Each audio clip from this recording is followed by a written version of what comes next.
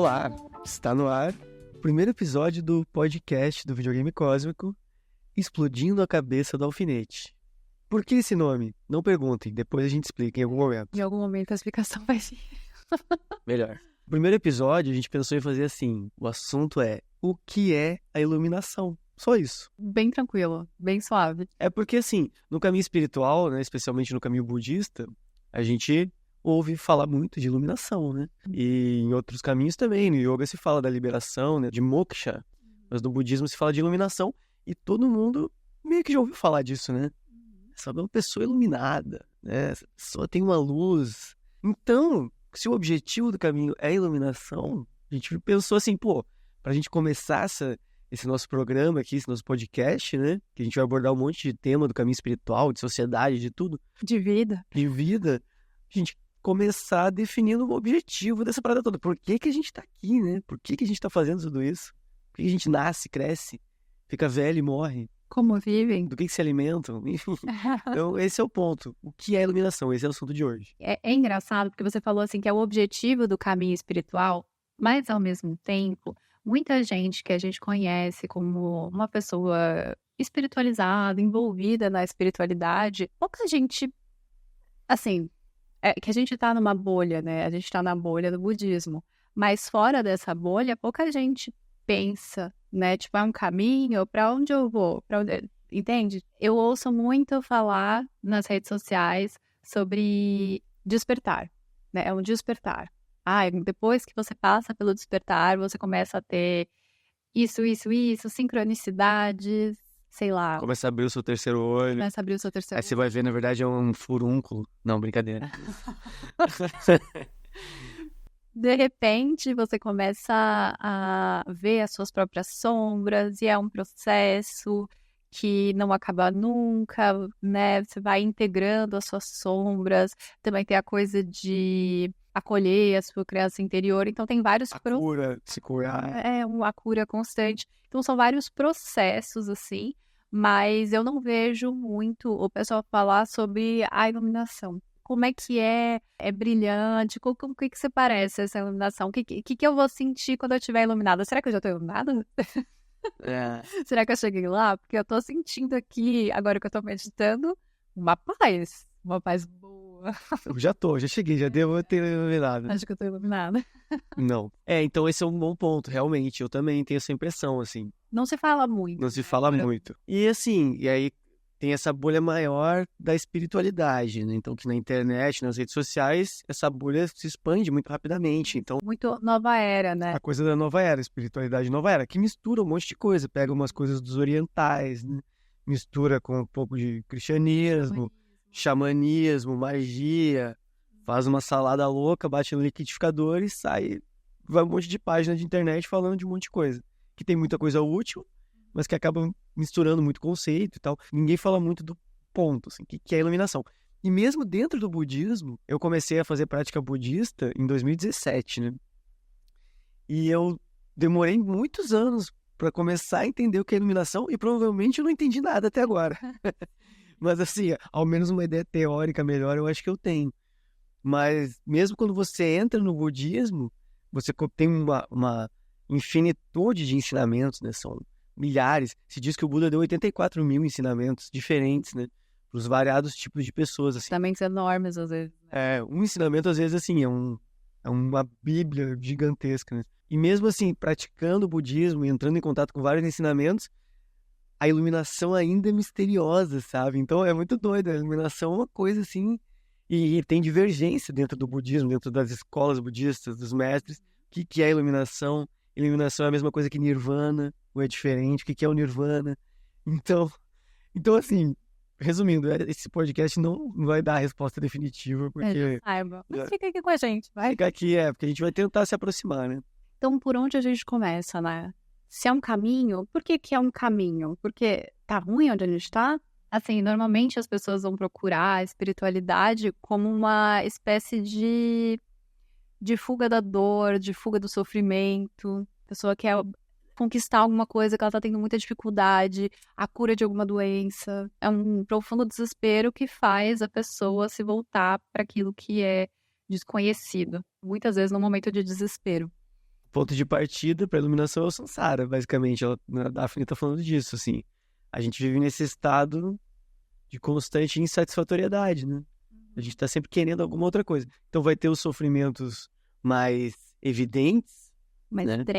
Mais trash, né? Sofrimento, dor física, né? Algum parente querido, algum amigo, cônjuge morre. Depressão de relacionamento. Doença pesada, assim. Sim. Então esses são os sofrimentos do samsara, bem sofrimento. Eles vêm com rótulos. A etiquetinha. Vem com carinho. Pá, esse sofrimento. Agora, fora desses momentos, né? E esse é o primeiro ensinamento do Buda. Depois que o Buda alcança a iluminação, ele dá esse ensinamento, ele dá as 4 nobres verdades. E a primeira nobre verdade é a verdade do sofrimento. É a verdade de que, na verdade, além desses sofrimentos com carimbo de sofrimento, todo o resto da nossa existência também é sofrimento. Não é uma notícia muito boa. Também é sofrimento. Por quê? Porque, na verdade, tem uma insatisfatoriedade constante na parada. A nossa mente nunca está satisfeita, galera. Assim que a gente come aquela sobremesa maravilhosa que a gente estava a semana inteira querendo, a gente apreciou aquilo ali, passa 2 segundos, a nossa mente já vai... E agora? O que a gente vai fazer agora? Mas aí você pode falar assim, tá, mas no momento que eu tô com a sobremesa na boca, eu não tô sofrendo, eu tô sentindo um grande prazer. Mas a ideia desse sofrimento, talvez, em alguns momentos, seja melhor realmente traduzir como insatisfatoriedade, né? Como uma agoniazinha ali. Porque se você perceber, a sensação que você tem quando você come uma coisa muito gostosa, às vezes pode ser tipo uma tristeza que aquilo vai acabar, sabe? Já pensando assim, esse é o último pedaço. O último pedaço é sempre mais intenso. Vocês já repararam? O último pedaço, a despedida, é um negócio assim que arrebata a gente. Por quê? Porque a gente já tá com aquele apego ali, com aquele negócio de tipo assim, não, vai acabar, eu tenho que manter isso. Então isso seria essa agoniazinha, esse sofrimento, essa insatisfatoriedade que permeia todas as nossas experiências quando a gente está nesse estado sansárico, assim, quando a gente está nessa existência condicionada. O que é a existência condicionada, né? A gente precisa de alguma coisa, uma condição para ser feliz. A gente precisa de mais chocolate. A gente precisa daquela pessoa na nossa vida. A gente precisa daquele trabalho. A gente precisa disso e daquilo outro, daquele... Que seja daquele carro, que seja daquele esmalte, que seja... Qualquer coisa. O problema é que tudo que a gente quer é impermanente, por definição. Então, por isso que dentro mesmo da experiência de felicidade, conseguir esse emprego maravilhoso, essa sensação é impermanente. Depois, no dia a dia do emprego, já vão vir outras experiências. E aí a montanha-russa de emoções vai continuar. A gente não encontra um repouso, sabe, dentro do samsara. E a samsara significa experiência cíclica. É isso, essa coisa de encontrar alguma coisa que nos deixa bem e aquilo ali escorre pelos nossos dedos, assim, rapidamente. Então, por isso que é cíclico, a gente já tá triste de novo, frustrado. Aí a gente encontra alguma outra coisa, aí brilha. Aí depois aquela coisa acaba, ou a gente enjoa, e aí a gente já fica para baixo de novo. Isso é o samsara. Não encontra um repouso, uma felicidade definitiva, né?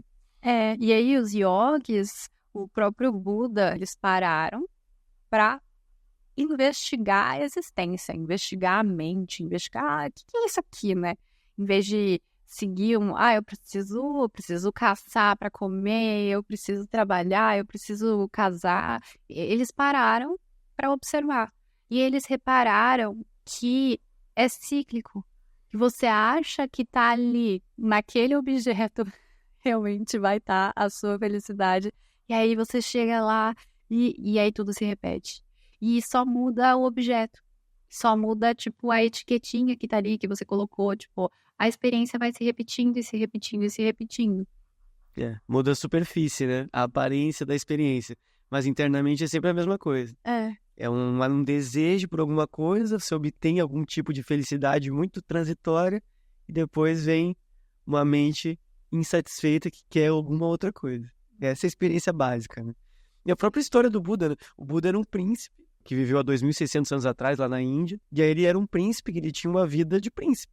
Então ele tinha todos os prazeres dentro do palácio, uma vida super protegida, ele nem saía do palácio dele, né? Filho do rei, da rainha, todos assim, imagine a vida de príncipe. É isso, tem tudo que o mundo do Sansara, o mundo material pode oferecer. Aí um dia o Buda foge do palácio, né, para dar uma olhada na rua, o que tem lá. Aí ele foge 3 vezes, ele se depara com uma pessoa velha, ele se depara com uma pessoa doente e se depara com um enterro, uma galera carregando um caixão. Então, ou seja, ele encontra a velhice, a doença e a morte, que são coisas inescapáveis, assim. Todos nós, a gente finge que não vai acontecer, mas vai.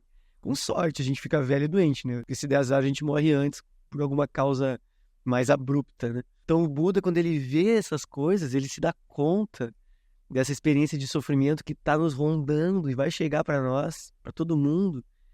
E aí, quando ele foge a 4ª vez do palácio, ele encontra um yogi. Ele encontra um cara lá meditando.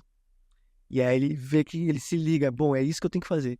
Eu tenho que encontrar dentro da minha mente o jeito de escapar do sofrimento, de transcender a morte. Ou seja, o Buda ele já vem para essa encarnação já quase no ponto, né? Porque a gente vê pessoas velhas, pessoas doentes. A gente vai em velório e ninguém tem esse insight, assim, tipo, caralho, eu vou transcender a morte. Mas o Buda, ele já vem já no ponto. Então ele vê essas coisas e fala, gente, eu vou encontrar o jeito de transcender os sofrimentos todo, inclusive da morte. Aí ele abandona a vida de príncipe e vai para a floresta meditar. Aí ele fica 6 anos meditando na floresta, testando um monte de tipo de práticas super duras, assim, né? Práticas ascéticas, que chama. Aí ele vê que não é bem esse o caminho, aí ele encontra o caminho do meio, você também não esbanjar dos prazeres, mas também não mortificar o corpo, sabe? E aí ele se ilumina, alcança a iluminação. Ele alcançou o quê? Siddhartha Gautama, esse príncipe, tipo, o que é que aconteceu, né? Aí a gente começa a imaginar, assim, ele estava sentado embaixo de uma árvore e a cabeça dele iluminou. É assim, né? As imagens que a gente vê do Buda são de um carinha sentadinho, meditando, com a cabeça toda cheia de luz. Então é isso que aconteceu, né? A cabeça dele se iluminou. Então, a iluminação é quando a nossa cabeça fica cheia de luz. Será que é uma sensação de prazer na cabeça que fica acompanhando você para onde você vai? É muito engraçado, porque a iluminação, quando a gente fala dela, a gente fala assim, tá, entendi o que é. Mas a gente tem uma ideia preconcebida do que seria esse estado de iluminação, né? Se é fugir do sofrimento, então eu fico feliz o tempo todo, sem morrer. É tipo assim, é um ser que fica feliz o tempo todo, sem morrer, sem ficar doente. É tipo um deus, é tipo o Goku. O que seria a iluminação? E aí, conforme a gente vai se aprofundando nos ensinamentos, a gente vai vendo que não é bem assim, não é um ser que atinge a iluminação. Não é uma pessoinha que tá ali e aí ela carrega os dons da pessoa iluminada. Não é bem assim, infelizmente. Boa, exato. Não, felizmente, né? Enfim, é o que é. Vamos lá. Então, aí, beleza. Primeira nobre verdade a gente viu. Então o Buda se ilumina, aí ele vai lá e dá esses ensinamentos, né? Primeira nobre verdade, sofrimento, insatisfatoriedade constante da vida. Segunda nobre verdade, as causas do sofrimento. Que muitas vezes se diz que a causa básica é o desejo. Mas não é assim só o desejo, assim, desejo por alguma coisa, alguém, alguma experiência sensorial, né? Desejo sexual. Não é exatamente isso. É esse modo da mente funcionar de estar sempre enganchando uma coisa na outra. Está sempre insatisfeito. Está sempre pensando, construindo alguma outra coisa que engancha na próxima, né? E uma possível raiz desse sofrimento que viria antes do desejo é a ignorância. Tipo, você parte de uma premissa errada já. A premissa de quê?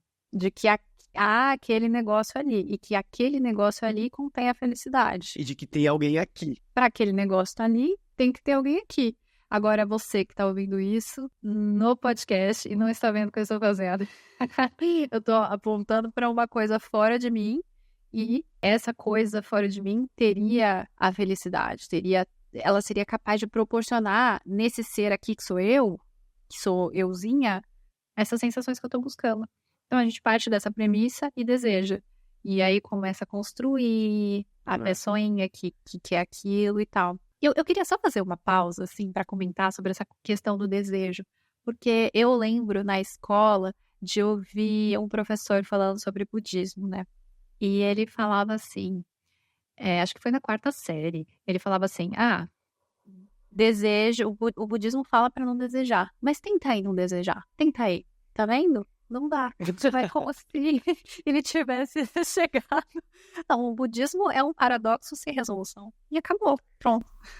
Quando você é criança, as coisas ficam muito na sua cabeça, né? E aí, pra mim, era isso, assim, o budismo era essa coisa que eu coloquei nessa caixinha com um paradoxo sem resolução.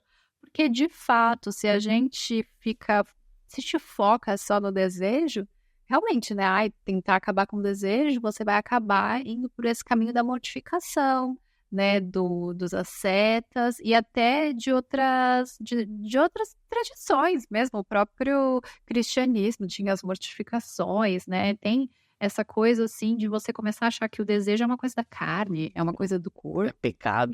Aí se castiga o corpo pra purificar, né? Tipo, as pessoas têm noção de que, de fato, você ficar desejando coisas acaba te levando ao sofrimento. Mas para aí. E se você parar aí, é muito... Chega a ser perigoso até, né? Não é? E o problema, tem mestre que vai dizer que o problema nem é o desejo em si, o problema é o apego. Então... sentir desejo no caso, assim, né? Tipo, não seria uma questão. De boa. O problema é quando a gente fica fixado. Então, se eu tenho desejo de comer chocolate, e se não tiver chocolate eu fico mal, eu passo mal, eu choro, isso é um problema, eu tô sofrendo.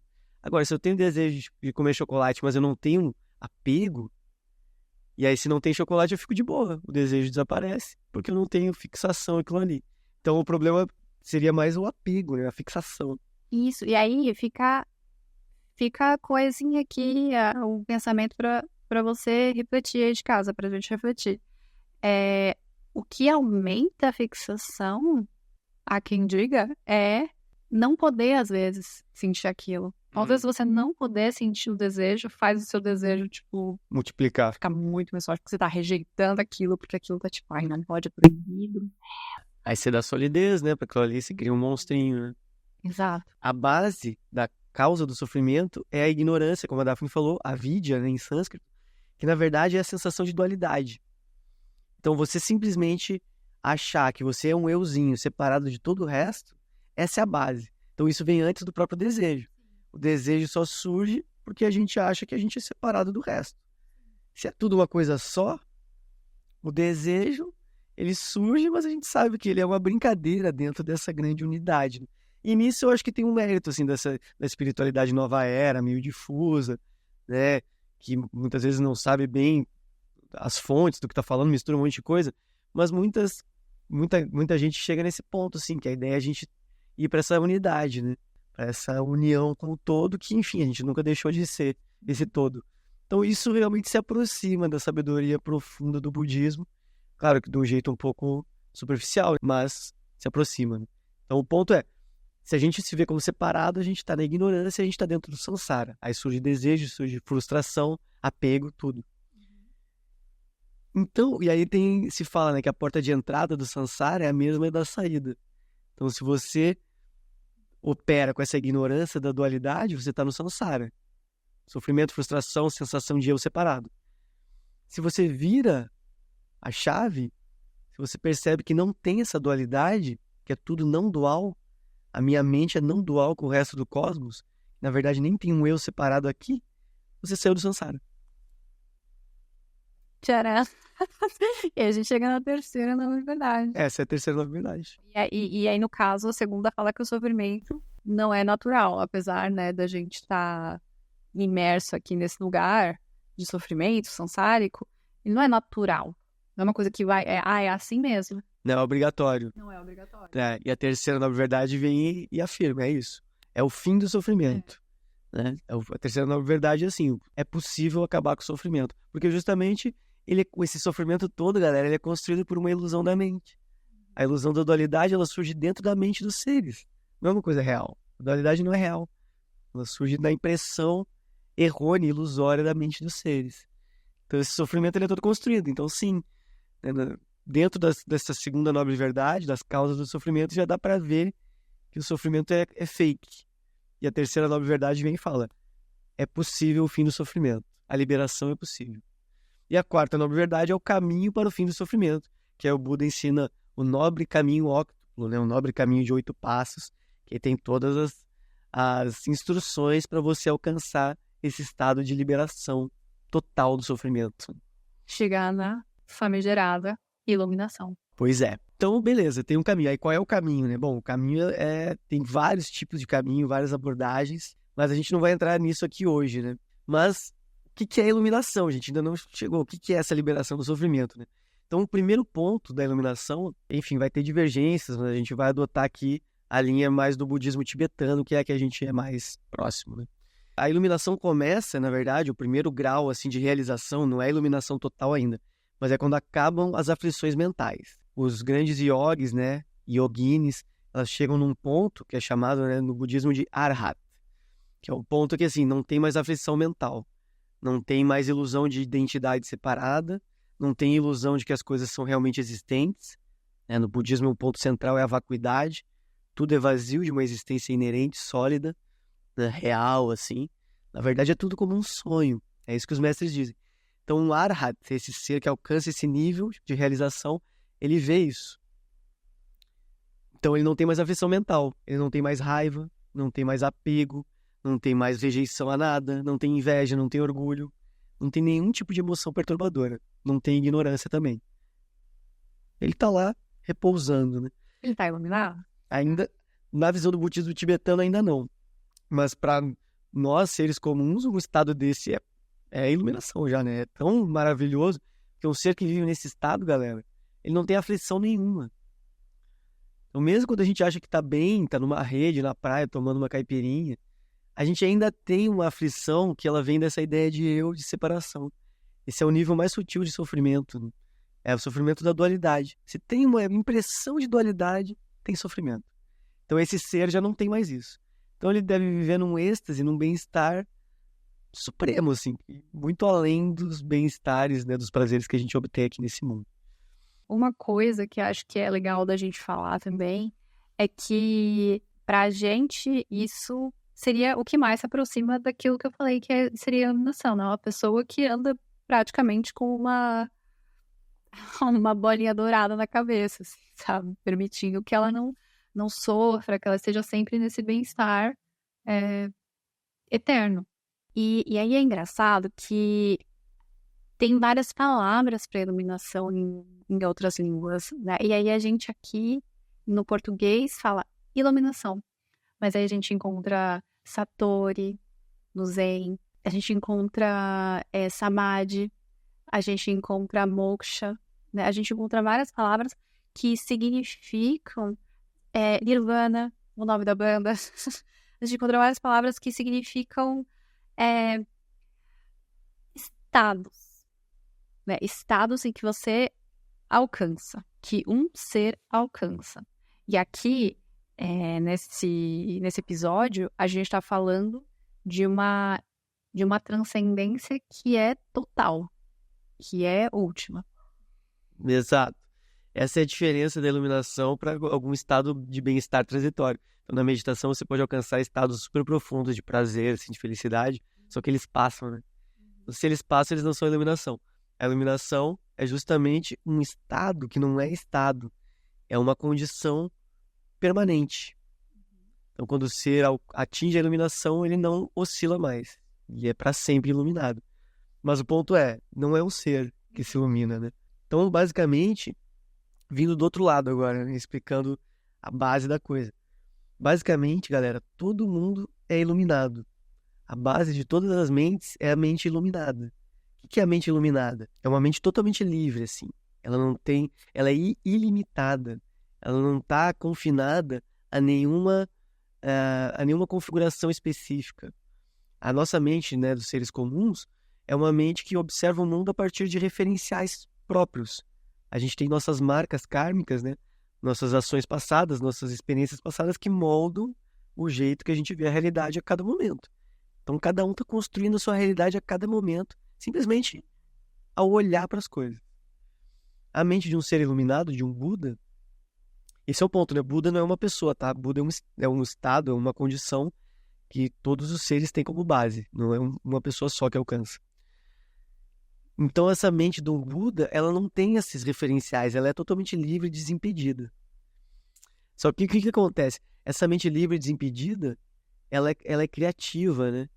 Esse é o aspecto de luminosidade dessa mente dos seres, dos Budas. E essa luminosidade, ela cria realidades. Só que aí os seres comuns, eles começam a criar realidades duais. Que eles prendem essas realidades. Aquilo que a gente falou no começo, do desejo de querer aquilo. E a partir daquilo que a gente quer, que a gente gosta, que a gente não gosta, a gente começa a criar toda uma historinha pra gente mesmo, uma identidade, né? Que a gente sabe o que acontece, né, com ela. Acaba de algum jeito. Seja ela qual for. Você perde o emprego, você perde a relação, você morre, enfim, impermanência, né? Então, essa solidez que a gente dá, que congela a gente numa coisa que a gente mesmo criou. Exato. É uma viagem. Pois é, então a gente se prende na realidade que a gente mesmo cria. Mas como é que a gente cria essa realidade? Usando a mente búdica. Essa mente iluminada que ela é livre para criar realidades infinitas, né? Então o ponto do ser iluminado é que ele descobre essa mente ilimitada dentro dele, que está além das identidades, e ele aprende a repousar nessa mente e a operar a partir dessa mente. Então não tem aflição mental, aí surge a sabedoria profunda, sabedoria que vê tudo como realmente é, vê o aspecto profundo de todas as coisas. Qual é o aspecto profundo de todas as coisas?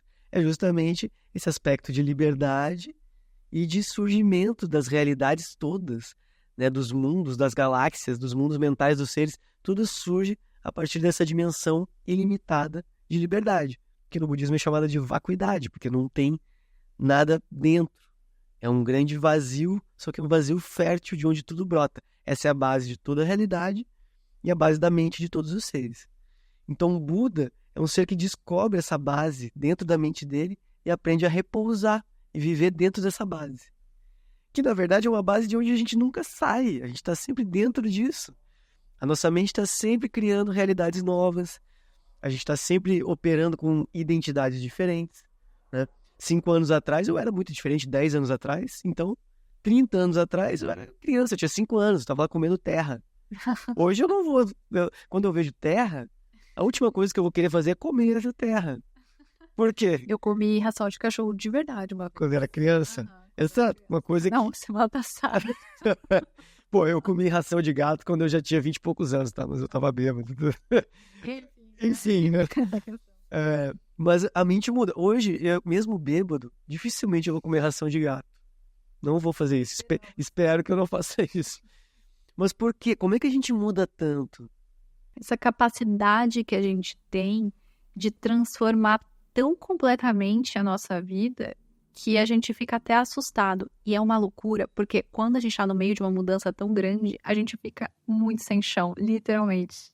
Essa é a sensação. Não que a gente fica literalmente sem chão, mas a gente fica literalmente com essa sensação de que acabou o chão.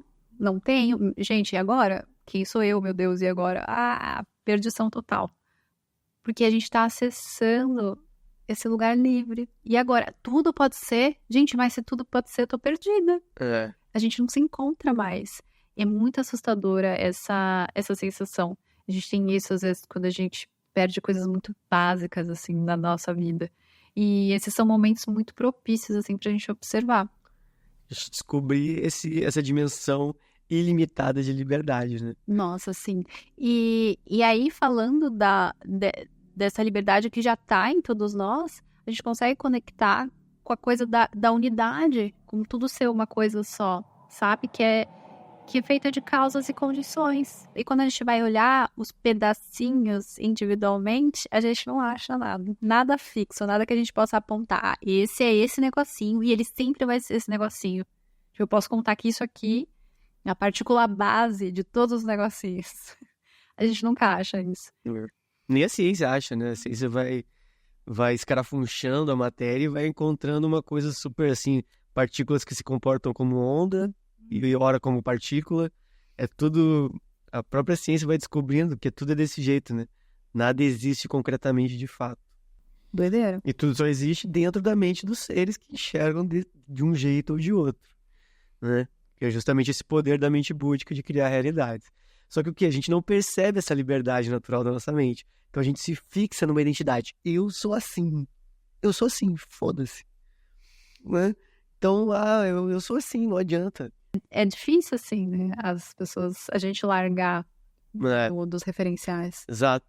Mas aí a gente se fixa. Então as coisas têm que ser desse jeito. Por isso que a gente sofre. Então quanto mais a pessoa se fixa numa identidade, num jeito que ela acha que as coisas deveriam ser, mais ela vai sofrer. Porque tudo é desse jeito que a gente tá falando. Tudo é impermanente, tudo é fluido, né? Porque tudo é vazio de uma existência sólida e permanente, né? Mas aí, vamos se encaminhando pro final já, mas só para fechar uma pergunta que poderia surgir, eu tenho essa curiosidade. Um Buda tem superpoderes? O cara alcança iluminação. Ele é o Goku, afinal? Ele é um... Então, na verdade, os superpoderes, né, que são chamados de siddhis no budismo e no yoga, no hinduísmo, eles vêm antes de você virar Buda. Então se diz que quando você alcança shamatha é assim, é você ficar concentrado num ponto por 4 horas seguidas, sem oscilar. Isso é a realização de shamatha, dessa concentração focada. Se diz que quando você alcança isso, você desenvolve superpoderes, tipo clarividência, atravessar a parede, voar, né? Convido vocês a tentar isso, assim, quando eu era mais nova. Tentar atravessar paredes? Também. Não, não faça isso, gente. Tentar focar a atenção em um ponto só. Quando eu era mais nova, eu achava que isso era super possível. Quer dizer, eu quero focar minha atenção no tempo que eu quiser, gente. Eu não tenho essa autonomia. Eu vou mandar eu mesma ficar ali. Quando eu quiser parar, eu paro. Experimenta. Isso é o princípio da meditação. É muito bom ir num nível extremo, num nível avançadíssimo de habilidade nisso. Segundo os ensinamentos budistas, você alcança essas capacidades que a gente chamaria de paranormais, né? Então esse é um ponto. Um ser iluminado, com certeza, tem poderes muito além da nossa imaginação. Muito além. E também, né, o Buda, quando ele alcança a iluminação, ele vê todas as vidas passadas dele. Então abre, a linha do tempo abre, então a gente vê todas as vidas passadas, né? E aí ele diz assim, galera, muita vida passada, tipo assim, é desde um tempo sem princípio, é incontável, não tem como contar o número de vidas passadas que a gente já teve. Então, o negócio é grande. Aí se diz também que um Buda, ele alcança a onisciência, né? Onisciência, sim, sabe tudo. Uma coisa importante, ele consegue ver as vidas passadas e consegue se livrar do samsara no sentido de não renascer mais. Isso é importante falar também. Exato. Então, o samsara, essa existência que a gente fica correndo atrás dos desejos e dentro dessa ilusão da separatividade, a gente morre e renasce em outra vida, em outro corpo. Pode ser até um corpo diferente do humano. Segundo os ensinamentos, é muito mais provável, inclusive, que a gente renasça em outro tipo de corpo, tipo animal, tipo um corpo de ser dos infernos, tipo um corpo de ser celestial também. O ser humano diz que é um corpo raro, assim. É uma vida rara. Mas o samsara... Apesar de ter 8 bilhões de pessoas. Só que tem muito mais inseto, por exemplo, né? Se você olhar a quantidade de inseto perto da quantidade de humano, é infinitamente maior. Então, numericamente, tem mais chance da gente renascer como um inseto. Mas não vou entrar nisso aqui. Então, não se assustem, calma. Não é bem assim também, né? Tudo depende do nosso karma. Por isso que é bom fazer boas ações e estudar a mente, né? Mas o samsara é isso, a gente fica morrendo e renascendo, sempre em busca de alguma felicidade que nunca chega. Então, quando um Buda, ele já não... E antes de se iluminar, num nível de realização bem avançado, o ser já não... Ele não vai renascer por karma. Ele não vai ser impulsionado pelo fluxo mental dele para um renascimento fora do controle dele. Então, ele já vai poder escolher. Se ele quiser renascer. Então, essa é também uma questão. Quando eu comecei a estudar budismo, praticar, os primeiros ensinamentos que eu vi falavam assim, quando você se ilumina, parecia que você desaparecia, assim.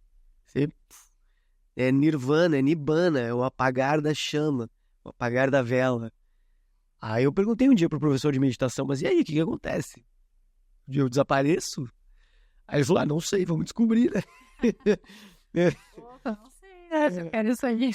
Então tem essa ideia de que você desaparece, você se dissolve assim, né, no oceano do todo. Não é muito agradável a gente pensar isso, porque a gente tem apego ao eu, né?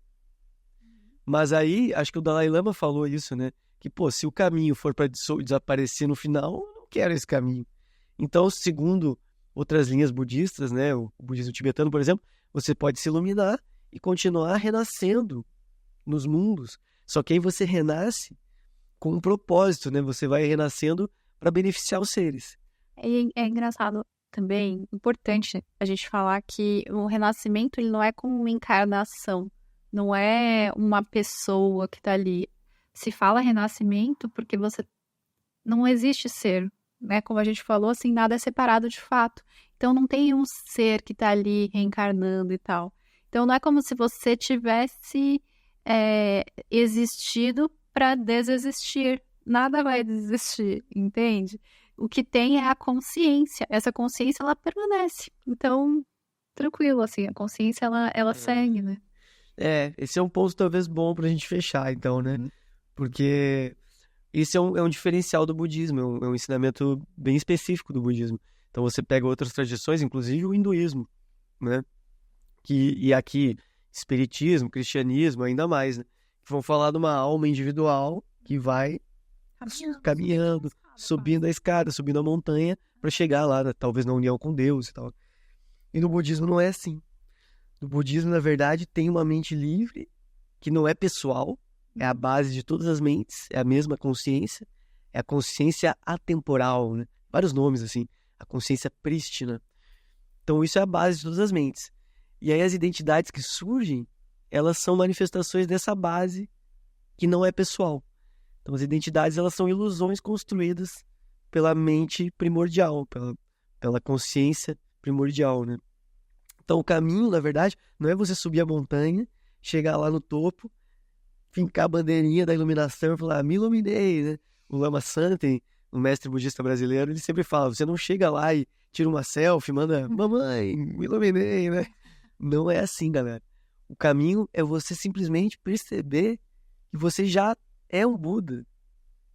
Que a sua mente é a mente do Buda, é a mente dos Budas. Você simplesmente vai dissolver as ilusões. Então é um caminho que você fica parado e dissolve as identidades construídas, as fixações, as realidades montadas, os enredos montados pela mente. Esse é o caminho, você fica parado e você descobre que você é a mente búdica, você sempre foi um Buda, uma Buda, né? Você é isso, e você estava enganado achando que você era um serzinho separado que nasce e morre. Mas quando a gente reconhece que é Buda, a gente aprende a repousar nessa consciência atemporal, a gente transcende a morte. O corpo vai morrer, o corpo não tem escapatória, ele é impermanente. Esse tipo de corpo, ao menos, né? Tem corpo aí, parece que tem os corpos de luz, assim, indestrutíveis, mas aí é para um Buda muito avançado. Mas o corpo normal morre. Mas se a gente é um Buda, a gente está na consciência que não morre. Que ela está além da vida e da morte, além do passado, presente e futuro. É a base de toda a realidade, que é a nossa real natureza. No caminho budista é isso. Você relaxa no que você já é. E aproveita o jogo. Então é isso. Esse foi o primeiro episódio do Explodindo a Cabeça do Alfinete. E a gente quer começar um quadro para os próximos episódios. Então, mande seu comentário para a gente ler no próximo episódio. Comente aí. Isso, comente o que você achou, faça alguma pergunta, dê sua opinião, proteste, xingue a gente. Melhor não xingar, porque xingar dá karma, tá? Mas também se quiser xingar, tudo bem. Mas é isso, deixe seu comentário, que aí nos próximos a gente vai começar a ler comentários do anterior, pra parada ficar interativa, né? Exatamente. E é isso, até o próximo episódio. E aqui, esse é um dos programas dentro do nosso canal do YouTube. A gente tá começando aqui, né? O canal do YouTube do Videogame Cósmico. Então, vem muito mais por aí, fiquem ligados. Fiquem ligados. E pra quem tá no podcast, também vai estar tudo nos podcasts, né? Até a próxima, galera. Até.